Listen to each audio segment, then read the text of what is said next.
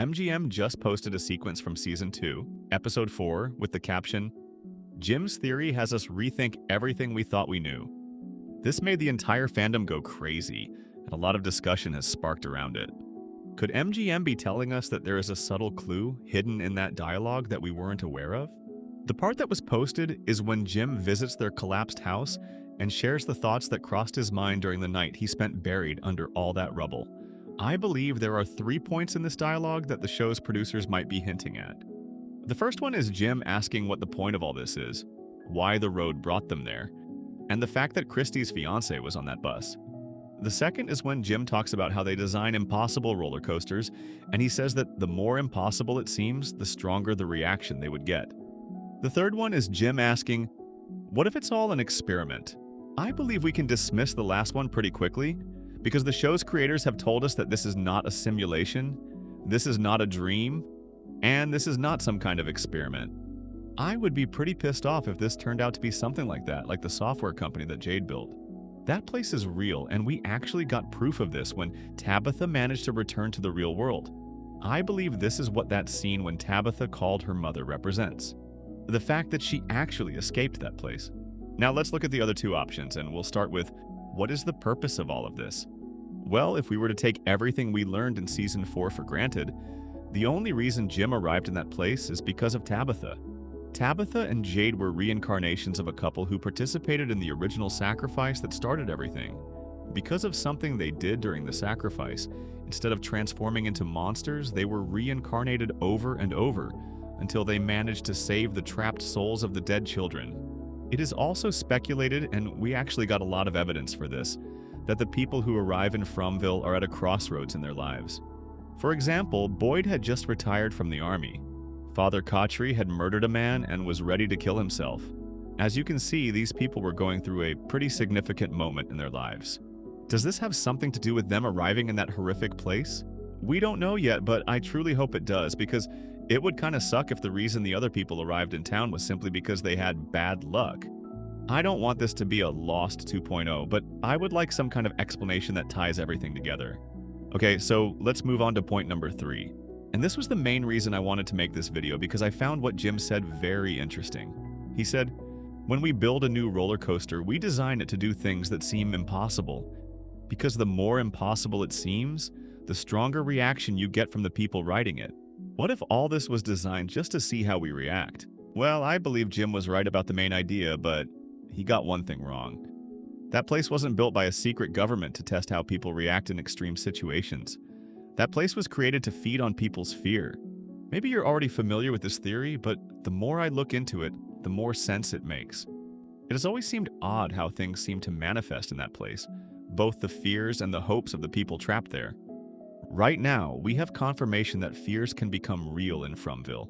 Tabitha told us that the doll monsters were created long ago, when a man took her dolls and threw them into the lake, saying that they gave him nightmares. After that man died, his nightmares literally walked out of the lake. The same thing happened with Nate as well. He was always afraid of cicadas, and when he died, his fear became real. But the interesting part is that I believe that, in a twisted way, hopes can become real as well in that place. Take Tian Chen, for example.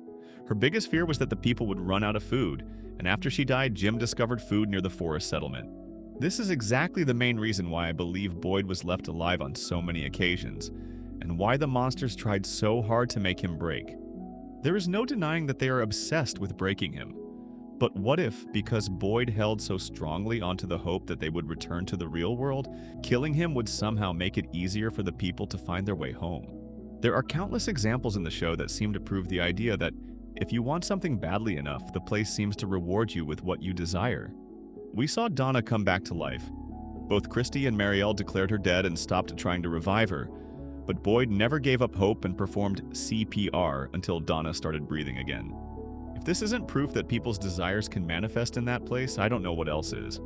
One thing that I have always found odd is the monsters' behavior. We know that they only hunt for fun. They don't need to eat humans or anything like that to survive. But what if this isn't true? What if they actually feed on people's fear? The reason I think this could be connected to Tabitha and Jade being reincarnated in every cycle is this. What if the two of them intervened in the ritual and caused it to remain incomplete? forcing the monsters to feed on the hope and fear of the people in order to maintain their immortality? We saw for a fact that the man in yellow eats the liver of the people he kills. In a lot of folklore, the act of eating the kidney of a deceased person is believed to be a way of trapping their soul in that place. Combine this with what Muriel said. There is something old here, something ancient, and it's feeding off our suffering, and it doesn't stop. Even after we die, we are still trapped here, and we never get to leave. I believe this is exactly what Fromville is about. The man in yellow eats the liver of the people in order to trap their souls there for eternity, while the monsters feed on suffering and fear. This could also explain why Martin was kept alive for so many years and why he said that there are worse things than dying. This is why Fromville defies all kinds of logic, because it's exactly like Jim said. The more impossible it seems, the stronger the reaction. We learned in the first few episodes that before people had the talismans, the monsters used to howl to let people know that they were coming. They did that in order to make people more afraid, thus feeding on that fear. Once Boyd discovered the talismans, they stopped howling. The reason could be that people would no longer be as scared when they heard the howling, meaning their fear wouldn't rise.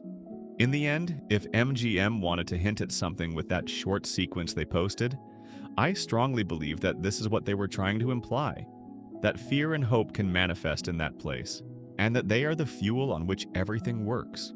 There is simply too much evidence on both sides suggesting that this could be true. The man in yellow said that his favorite part is starting. What if the part where the people tear themselves apart is his favorite, because it is what keeps him alive and what gave him his powers? As I said in my previous video, I think that the final part of the ritual required the townspeople to drink the blood of the man in yellow, mixed with the blood of the children. When Victor told us what the boy in white told Christopher, what others did to them, and they were murdered in the dark, but someone who loved them told them a story. That story gave them hope. We learned that when the children died, they were filled with a mixture of fear and hope. And this could be exactly why we have seen both fear and hope manifesting in the forest. Maybe this is why the monsters need to keep feeding on people's fear in order to survive. This season, we learned that this place operates according to rituals, and that how you do something is just as important as what you do. So, what if the correct ritual required the children to be filled with fear, and once the monsters drank that blood, the transformation would be complete? But when the children heard the story that gave them hope, the blood was altered and it no longer held the same power it would have had if it were filled only with fear. This could be why the monster's transformation was incomplete. I know this is kind of far-fetched, but I think we might see something similar. Maybe it won't happen exactly as I described it, but I am sure that fear and hope play an important role in that place, and that they have to be connected to the children's sacrifice. Now, I want to hear your opinion. Do you think that sequence is just something MGM posted to promote the show? Or does it hold a deeper meaning?